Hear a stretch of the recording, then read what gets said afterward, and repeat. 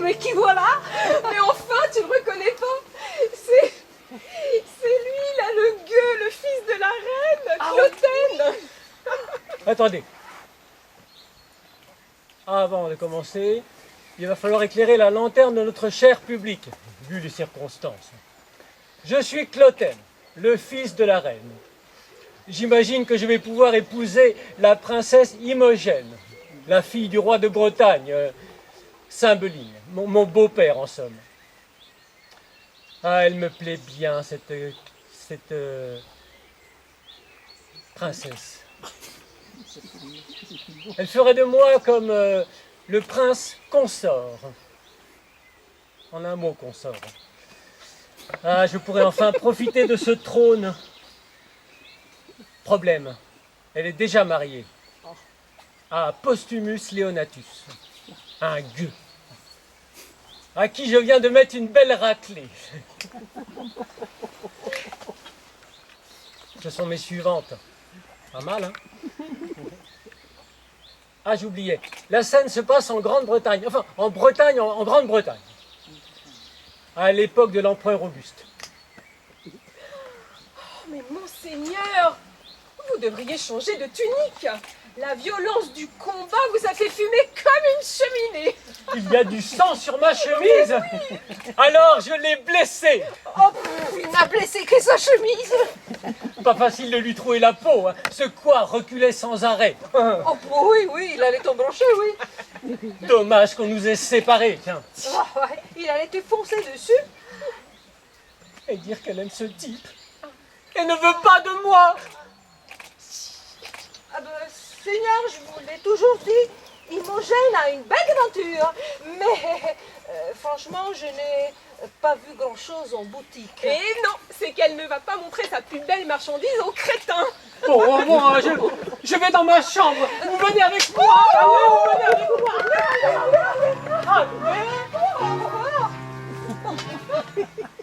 C'est excellent ça. Oui, c'est rigolo. Je suis pas prête parce que vous savez, à Mimile, c'est un peu space, alors j'ai plusieurs rôles. Donc je dois me changer, merci les costumières. Ah oui, je vous dis pas, Mimi, là, c'est public, vous avez compris. Ici, dans cette scène, oh, cher public, nous ne sommes pas en train de jouer du Shakespeare, mais du pur Mimile.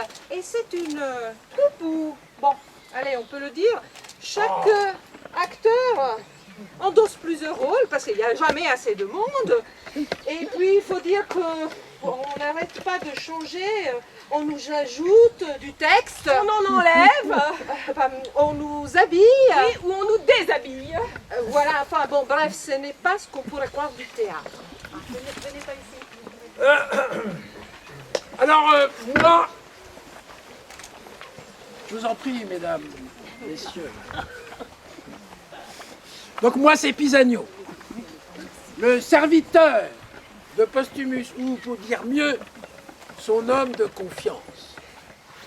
Et à côté de moi, dans cet accoutrement bariolé dont on se demande s'il joue vraiment dans les mêmes pièces que moi, un Italien, fourbe, pas fiable, inquiétant, dangereux, et vous allez pouvoir en juger. J'ai parié avec le mari de cette Imogène que je arriverai à la séduire. Il paraît que j'ai un certain succès. Vous allez pouvoir en juger. Madame, un gentilhomme romain vous apporte des lettres de Monseigneur. Je n'aime pas cet homme. Vous pâlissez, madame. Si, monsieur. L'honorable Leonatus est en bonne santé. Il salue tendrement votre Altesse. Merci. Jeune femme splendide.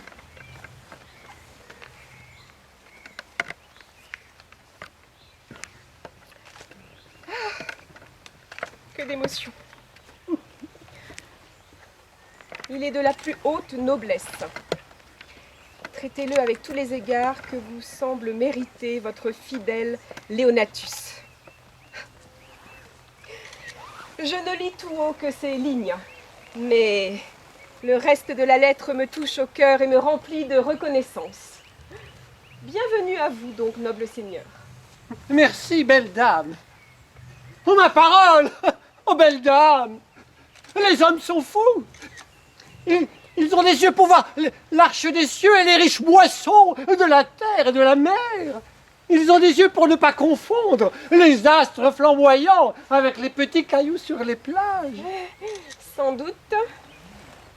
La luxure blasée, le désir rassasié et pourtant insatisfait. Cette cuve qu'on remplit et qu'on vide tout à la fois. Vous sentez-vous bien, monsieur? Quel trouble vous saisit? Mais je vais très bien, madame. Je vous en supplie, monsieur. Veuillez dire à mon écuyer de m'attendre où je l'ai laissé. Je vais sortir, monsieur, pour l'accueillir. Mon mari, dites-moi, va-t-il toujours bien? Sa santé? Excellente. Est-il de bonne humeur? D'excellente humeur. Il n'y a pas à Rome d'étranger plus gai, plus guilleret. On l'appelle le noceur breton. Mais quand il était ici, il était enclin à la tristesse et le plus souvent sans savoir pourquoi. Ah bon? Oh, je ne l'ai jamais vu triste. Il y a là-bas un sénateur français, un grand seigneur, très amoureux d'une jolie gauloise, une gitane. Je veux dire, votre mari se moque bruyamment de cette passion. Oh! s'écrie-t-il. Comment peut-on s'enticher d'une femme quand on sait ce qu'il y a à l'intérieur? Monseigneur peut-il parler de la sorte? Oui, madame, en riant aux larmes.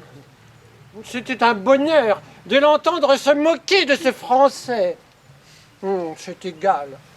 Les dieux savent bien qu'il y a des hommes qui font des choses terribles. Mais ce n'est pas son cas, j'espère. Non!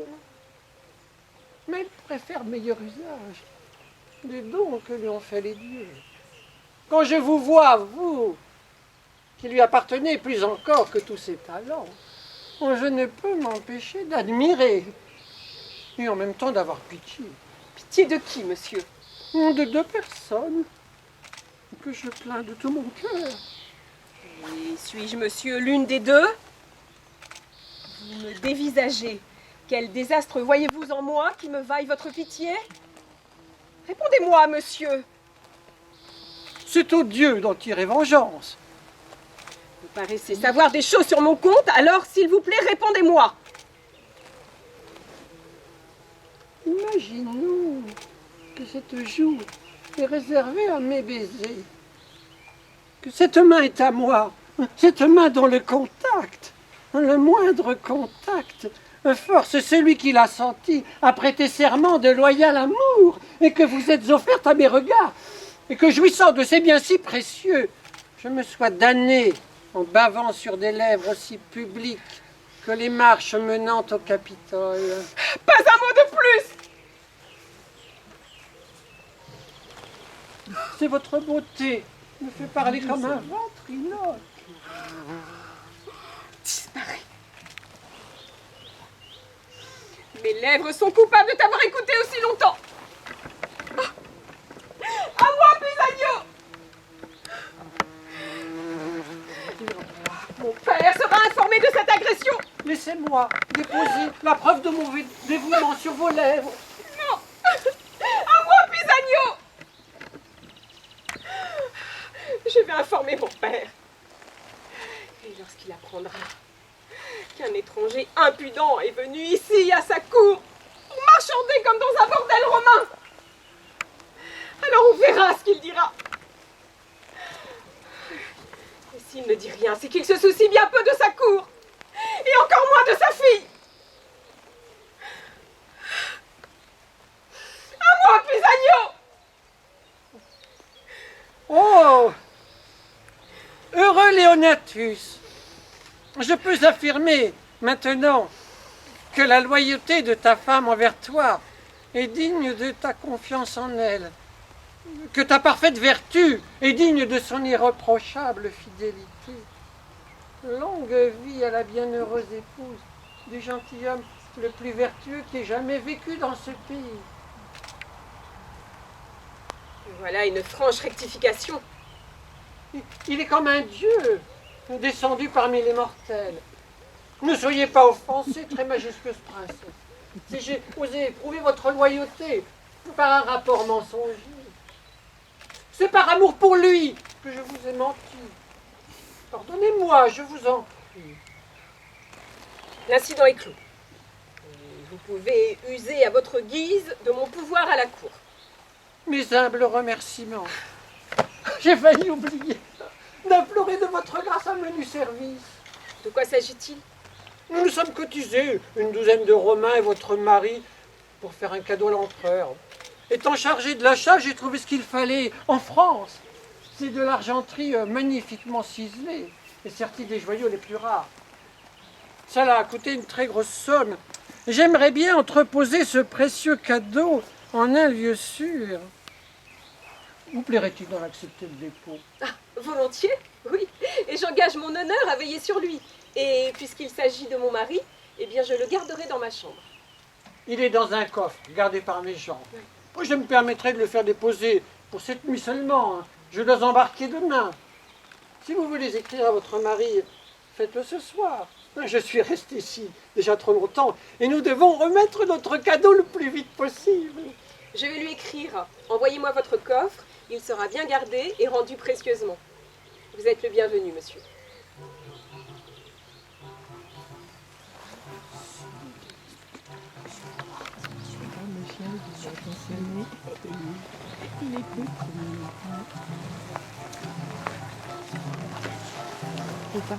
Personne n'applaudit.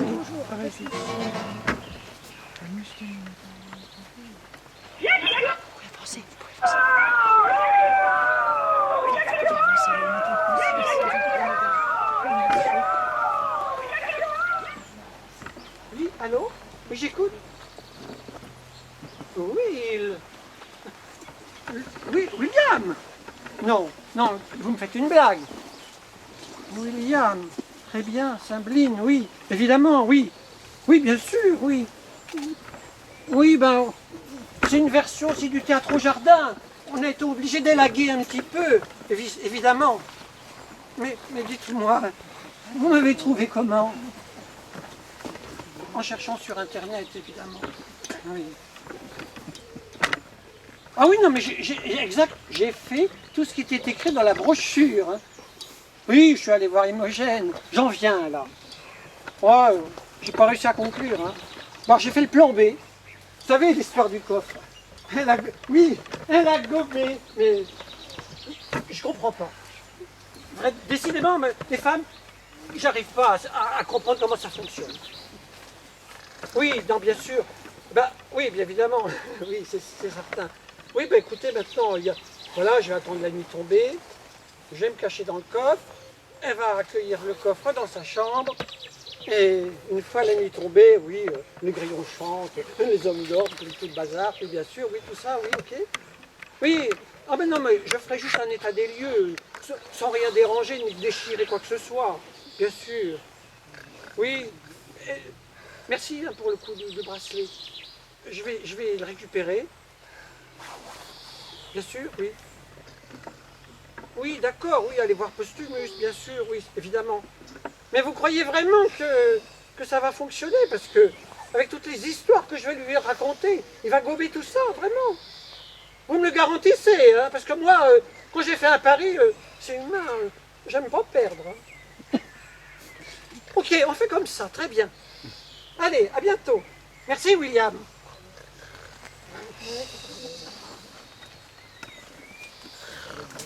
Y a-t-il un seul homme qui est autant la poisse que moi.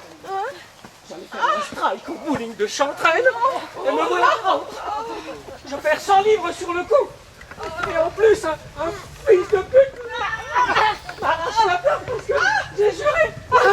Qu'y a-t-il, monseigneur? Vous lui avez coupé la tête avec la boule. Quand un gentilhomme a envie de lâcher des jurons, il ne faut pas les lui circoncire. Non, ni leur couper les oreilles. Ces chiens, fils de pute.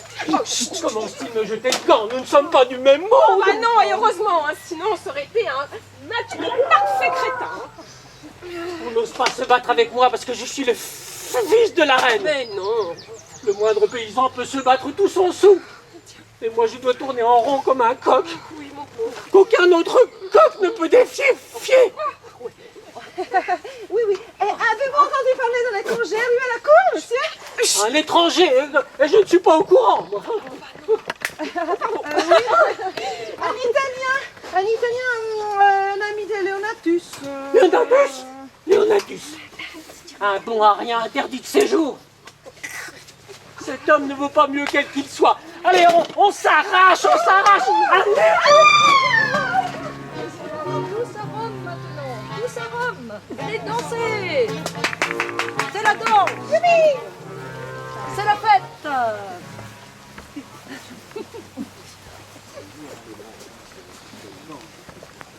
Ça va, ça passe, monsieur, ça passe. Tu dis, comment tu t'appelles? Paul, tu es notre figure de proue. Allez, vas-y, c'est toi le plus grand. Tu dis au plus grand, en haut, s'il te plaît. C'est le premier escalier à droite. Attention, c'est glissant avec le pied. On en part un petit peu. Ça va bien. Faites attention, hein. C'est glissant. Il n'y a pas de souci, je vais guider vos jambes, de manière à ce qu'il ne lui arrive rien. Ne vous inquiétez pas. Alors, les pas sportifs, les handicapés, les pédélos, c'est par là. C'est par là tout droit, sinon les autres c'est là.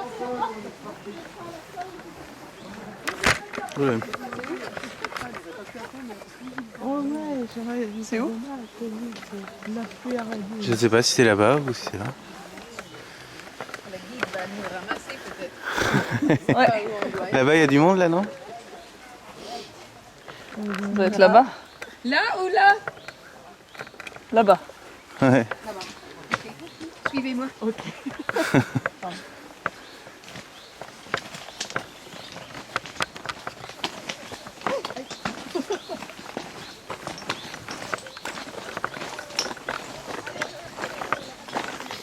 Par ici, messieurs, dames, par ici.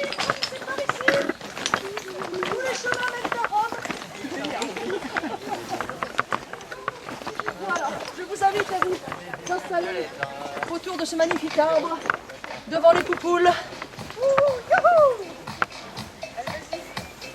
Vous pouvez danser avec les acteurs si le cœur vous en dit. Le gel hydroalcoolique, c'est alcool pour tout le monde. Et ambiance disco. Wouh! On est À Rome, avec des beaux romains. Wouh! et revenu à toute fois en Italie.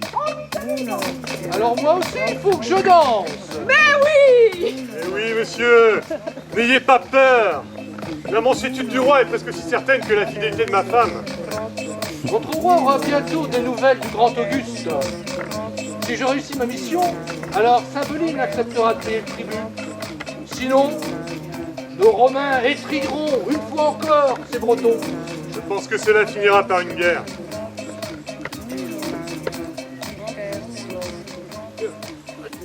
Iachimo, déjà?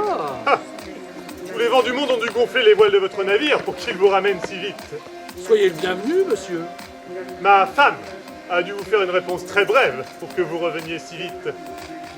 Votre femme est l'une des plus belles femmes que j'ai jamais vues. Et aussi les plus chastes. Voici des lettres pour vous.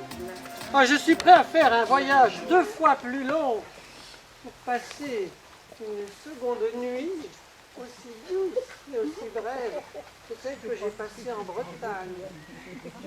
Car la bague est gagnée. Cette pierre est impossible à gagner. Oh, pas du tout. Votre femme est facile. Monsieur, ne tournez pas votre échec en plaisanterie. À présent, je le proclame. Je lui ai ravi en même temps son honneur et votre anneau sont du prix, car j'ai agi avec votre accord à tous les deux. Vous pouvez prouver que vous avez gagné votre pari, ma main et cet anneau vous appartiennent. Sinon, l'ignoble opinion que vous aurez eue de sa parfaite chasteté exige que nos épées s'affrontent. Monsieur, je vais vous donner des détails si précis que vous serez forcément convaincu. Je vous écoute. Voyons, d'abord, sa chambre. J'avoue ne pas y avoir dormi, et j'avais de bonnes raisons de rester éveillé. Au mur, une tapisserie de soie et d'argent montrant la fière Cléopâtre accueillant son amant romain sur son navire d'apparat. Oh, c'était incroyablement beau! Oh oui, tout cela est vrai. Mais vous avez pu en entendre parler ici, par moi ou par quelqu'un d'autre. Je n'ai pas fini ma description. Eh bien, cela vaut mieux pour vous. Sur le manteau de la cheminée, Diane au bain. Oh, le sculpteur a si bien imité la nature qu'on croirait qu'elle va parler. C'est une chose encore que vous avez pu entendre de la bouche d'un autre. On en a tant parlé. Le plafond Le plafond. est orné de chérubins dorés. Les chenets, oh, j'allais les oublier, figurent deux cupidons d'argent qui clignent de l'œil debout sur un pied. Il s'agit de son honneur. Admettons que vous ayez vu sa chambre. Cette description ne prouve en rien que vous avez gagné votre pari. Préparez-vous à un choc. Par Jupiter. Laissez-moi le voir une fois encore. C'est bien celui que je lui ai donné. Oh oui, monsieur. Je la remercie. Elle l'a enlevé de son bras. Je la vois encore. Elle a eu un geste gracieux, un plus beau même que le bracelet qu'elle m'offrait, en ajoutant qu'il avait eu du prix pour elle. Oh non, non, non, non. Dites donc vrai. Mais prenez cela aussi. Je ne veux plus la voir. Il n'y a donc pas d'honneur là où il y a de la beauté. Monstrueuse fourberie. Elle s'est donnée à lui. Voici l'emblème de sa luxure. La cotisation à payer pour entrer dans la confrérie des putains. Pour ton bénéfice. Que tous les démons de l'enfer te le disputent. Monsieur, gardez votre sang-froid. Cela ne suffit pas. Non, non, mais Pierre, taisez-vous. Elle a couché avec lui. Si vous voulez d'autres preuves, elle a sous le sein gauche, un si doux à caresser, un grain de beauté. Sur ma vie, je l'ai embrassé. Et cela a ravivé mon désir pourtant déjà reçu. Vous vous souvenez de cette marque comme une tâche, n'est-ce pas? Oui. Elle confirme une autre tâche. Un péché si grand qu'il remplirait l'enfer à lui tout seul. Pas de serment. Si vous jurez que vous n'avez pas fait cela, vous mentez. Et je vais te tuer si tu nies que tu m'as fait cocu. Je n'y nie rien. Se refuser à mes désirs légitimes et m'a juré de maîtriser ma concupiscence. Et moi, je la croyais aussi pure que la neige que le soleil n'a pas touchée. Tout ce qu'il y a de vicieux en l'homme lui vient de la femme. Le mensonge, il vient de la femme. La flatterie, elle vient de la femme. La perfidie, toujours la femme. Et la luxure, et l'envie, et l'ambition, et la cupidité, la vanité, la calomnie. Elle, toujours elle. Je hais les femmes. Je les maudis. Vengeance. Vengeance.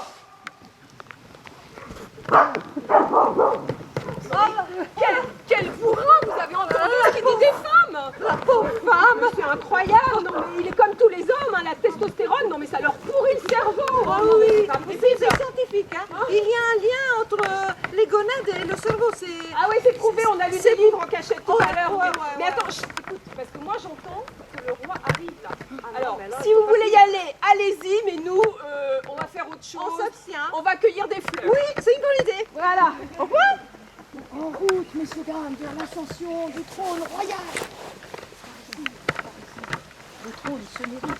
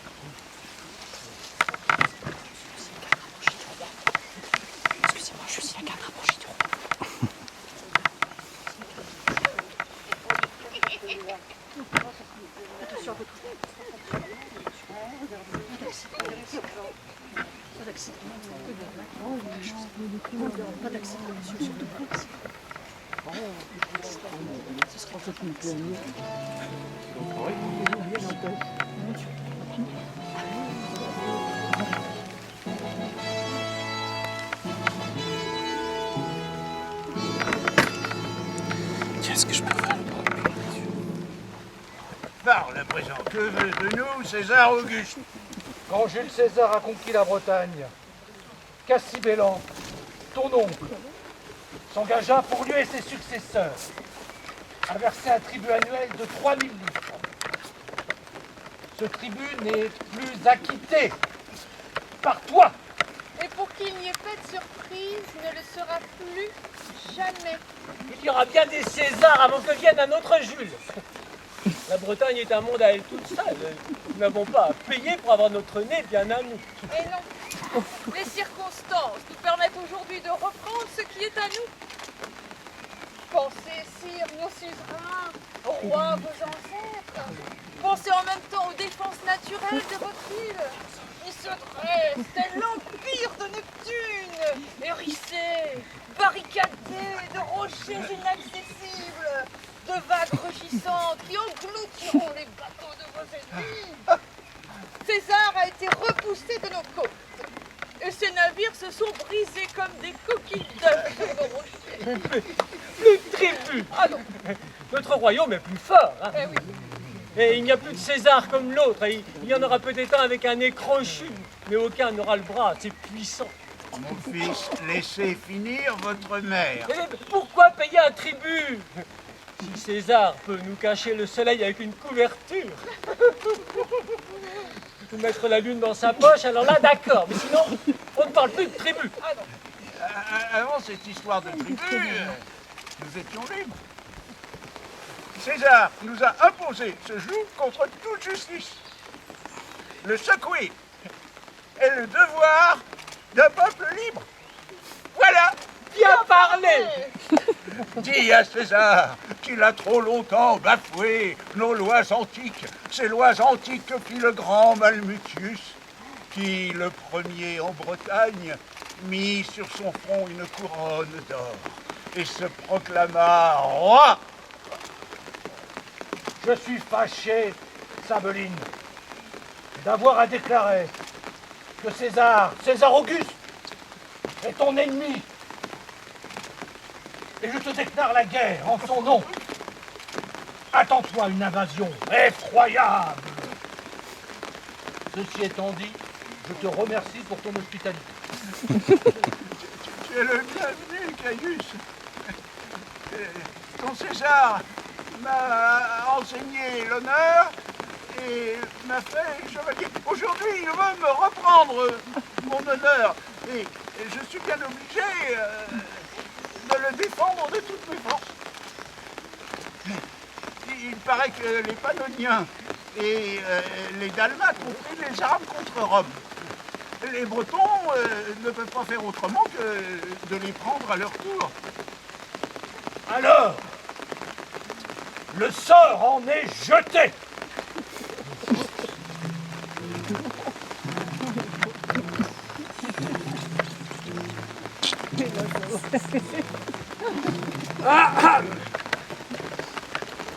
Alors là, tel que vous le voyez, vous allez Il va falloir comprendre un qu'on des mystères de Mimile. Car vous ne voyez qu'un personnage. Eh bien non. Voici Bellarius, un ancien ministre qui a été banni injustement par Saint-Blis. Venez, la pluie tombe, je vous accueille dans ma demeure. Suivez-moi, venez, venez.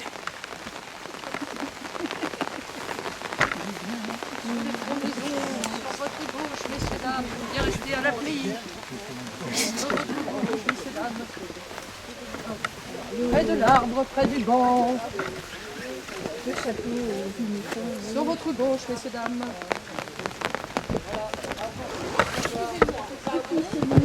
Laissez passer, s'il vous plaît, pardon, merci. Laissez passer.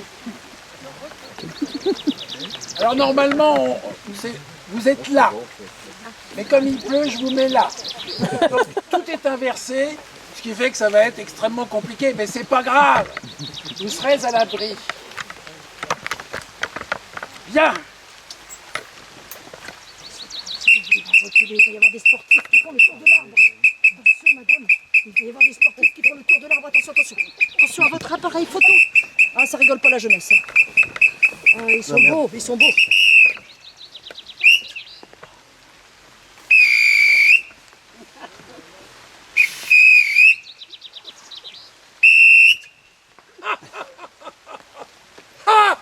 Salut à toi, beau ciel.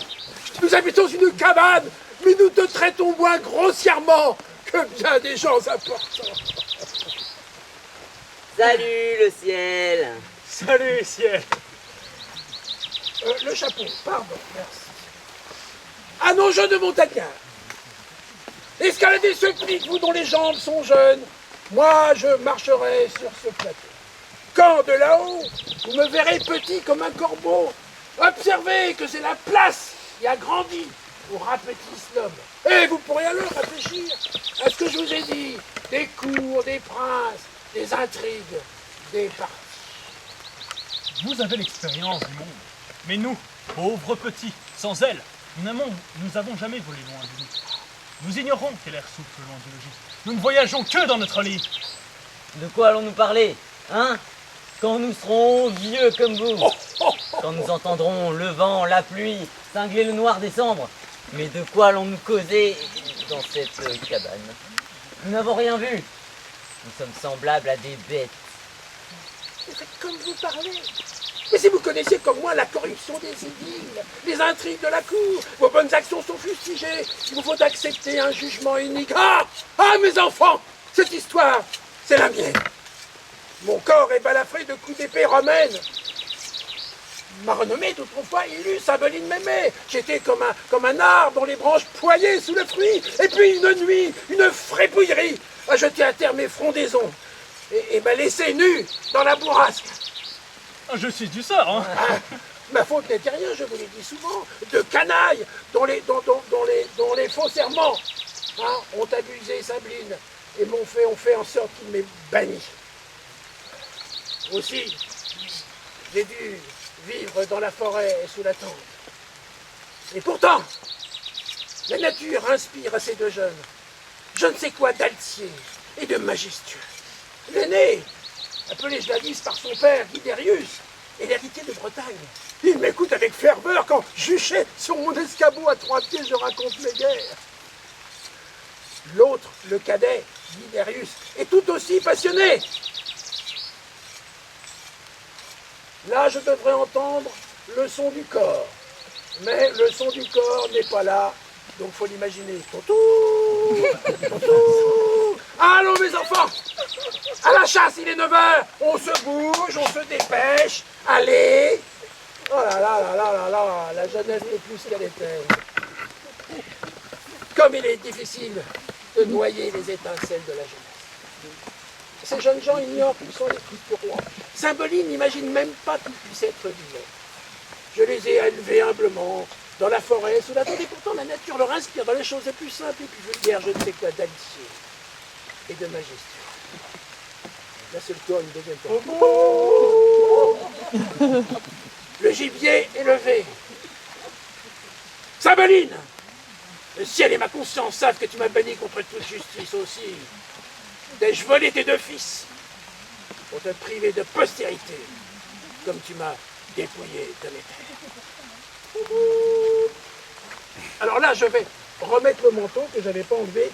Vous avez vu que le manteau sert à cacher les pompons. C'est très important, les pompons, c'est le signe de reconnaissance. Donc je vous quitte. Ça continue par là.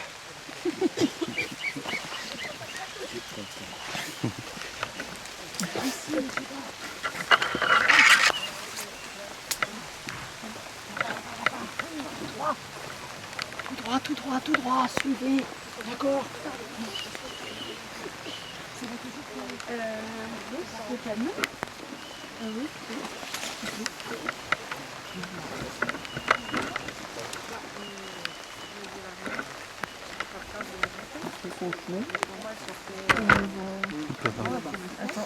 J'ai un peu peur pour la caméra. Vas-y, alors, mets-la. Elle est par ici plutôt.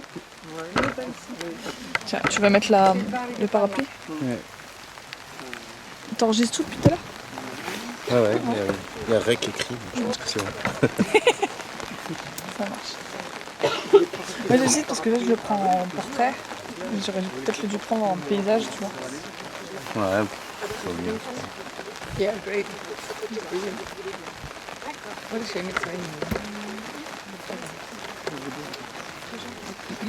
On va resserrer.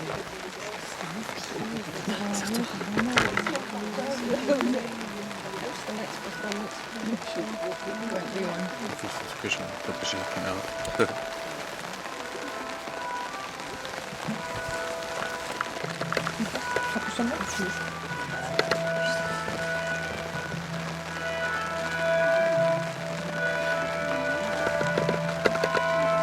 Tu m'as dit quand on est descendu de cheval qu'on était presque arrivé. Ma mère n'était pas plus impatiente de me voir pour la première fois que moi d'être enfin à Milford-Haven. Eh bien, Pisanio, où est Postumus? Et pourquoi ce soupir? Pourquoi ce visage anxieux?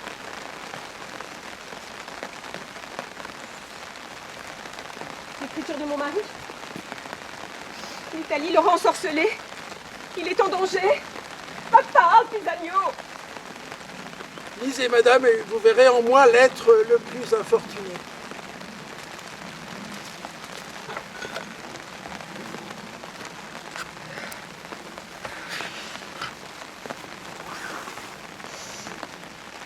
Ta maîtresse, Pisanio, a fait la putain dans mon lit. J'en ai des témoignages qui saignent en moi. Des preuves aussi fortes que mon chagrin. Et aussi certaines que ma vengeance.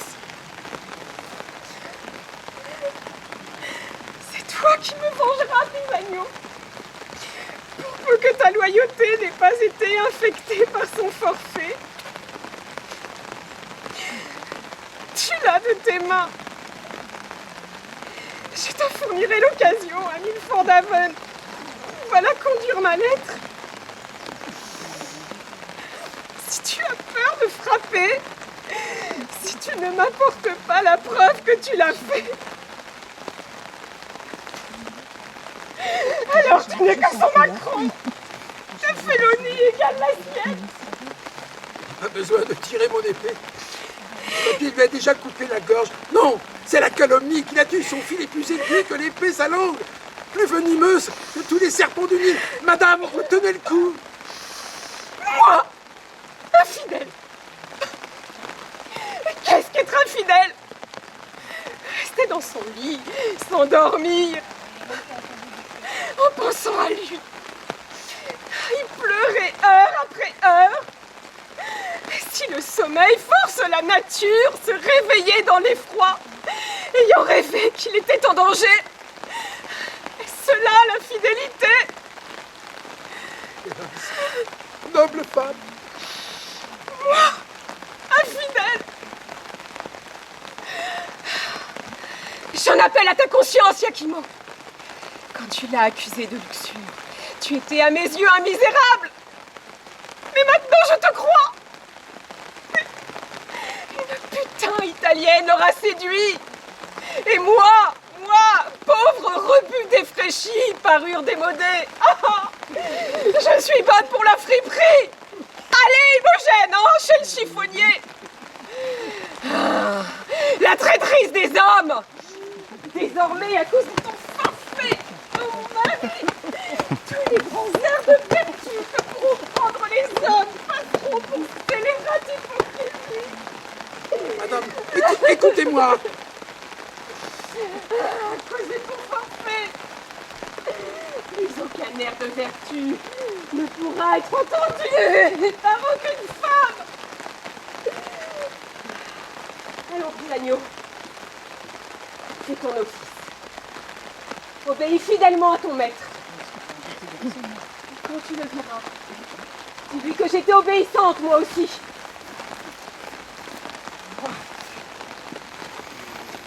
Je tire l'épée moi-même. Prends-la. Et frappe la demeure innocente de mon amour, mon cœur. Allez! Eh bien, Pisagno, hein? Toi, le vaillant. Aujourd'hui, on dirait un lâche.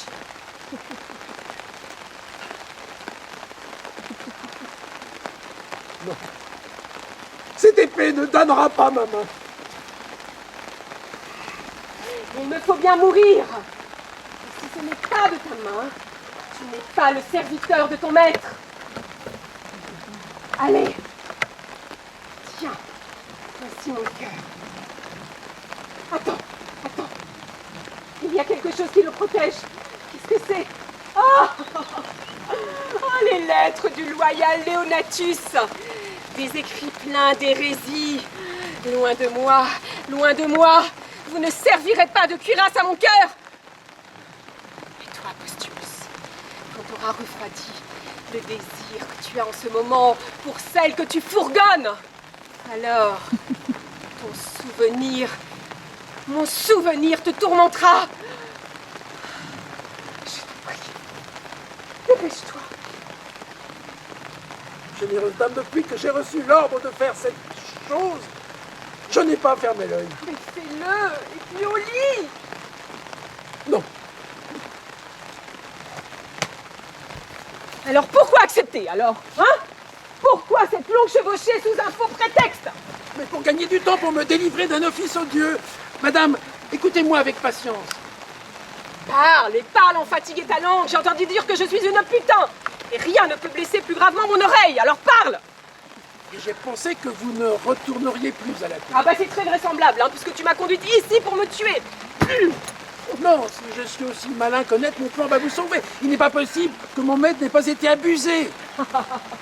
Une courtisane romaine. Non, sur ma vie. Je lui ferai croire que vous êtes morte et lui en apporterai quelques preuves sanglantes, car il m'a ordonné d'agir ainsi. Et puis, votre absence à la cour confirmera la chose. Mes agneaux, que ferais-je pendant tout ce temps? Où demeurer? Comment vivre? Si vous retournez à la cour... Ah non, hein. Plus de cour, plus de père, plus de tracas, à cause de cette brutale et princière nullité, ce Cloten, dont le harcèlement amoureux est plus pénible pour moi qu'un siège. Ça c'est non. Mais si vous n'êtes pas à la cour, vous pouvez rester en Bretagne.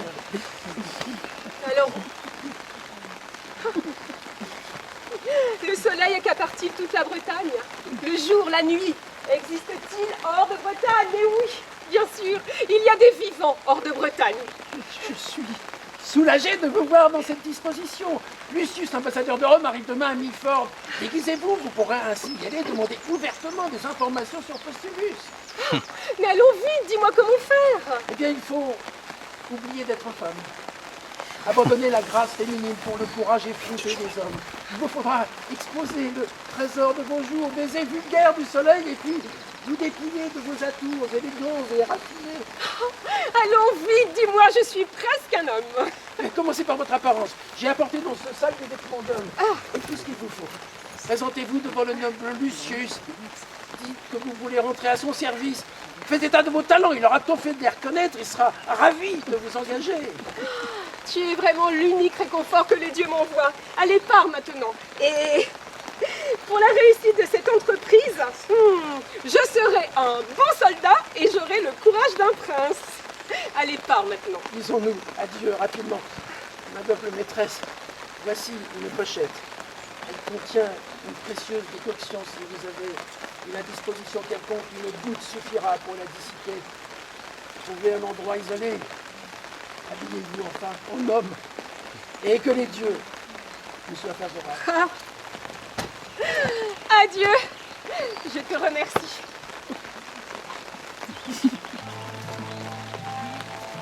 Et le drame continue.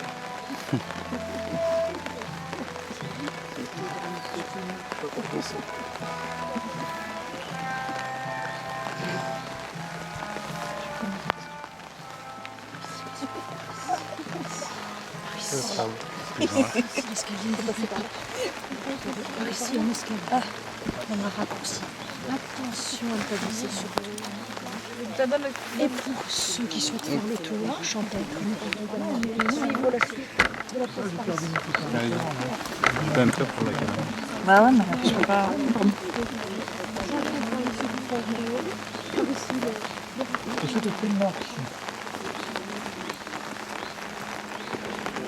Mais je comprends pas, il y en a qui vont de l'autre côté.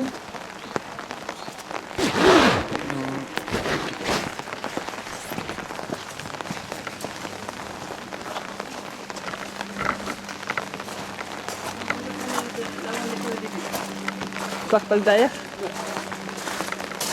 Un grand tour, hein. Ouais.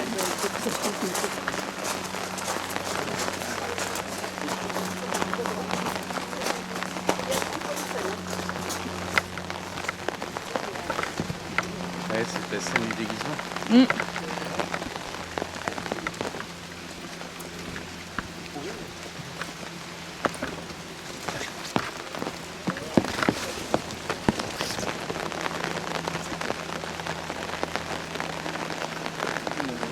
Hop.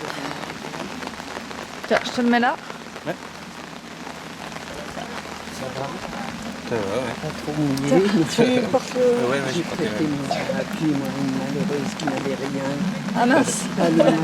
Et voilà, la malheureuse qui n'avait rien, pas le moindre carnérage. J'étais confiante. Mais moi je comprends pas. En fait, j'ai un impair, mais c'est complètement débile parce que c'est un impair qui n'a pas de capuche. Oui. C'est con. Ouais, c'est un accessoire de mode. Par contre, du coup, je veux dire que tu... Un peu quand même, tu mets sous la... Votre Majesté!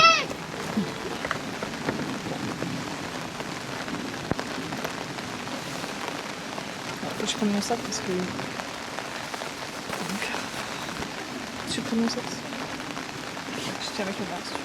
Ça marche.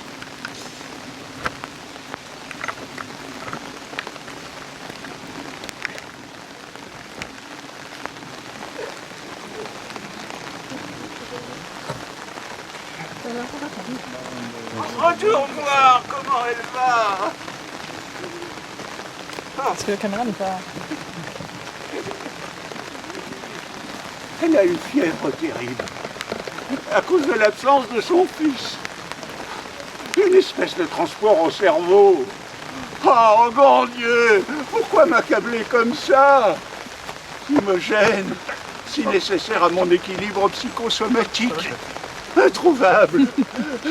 Ma reine, à l'article de la mort, juste au moment où une guerre me menace.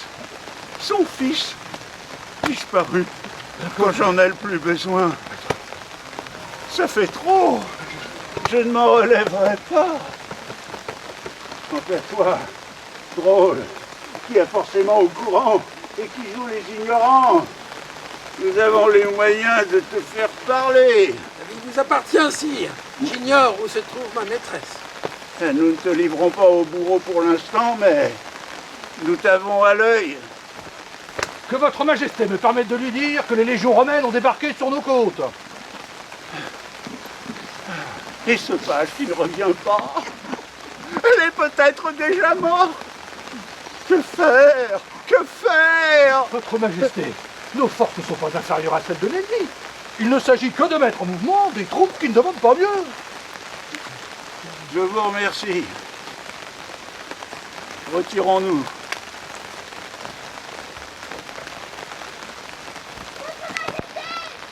Votre Majesté! Votre Majesté!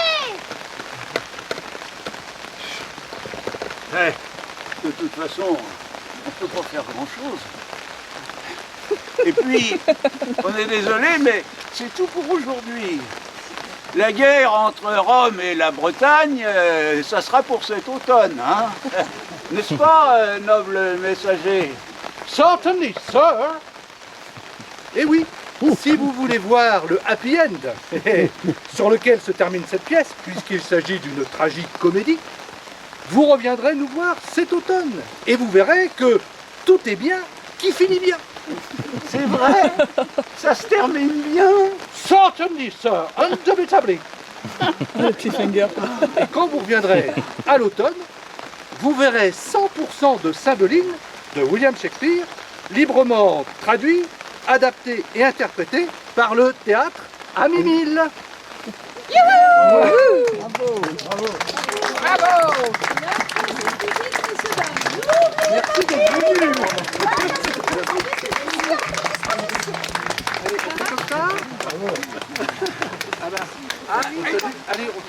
Allez, jamais. Merci d'être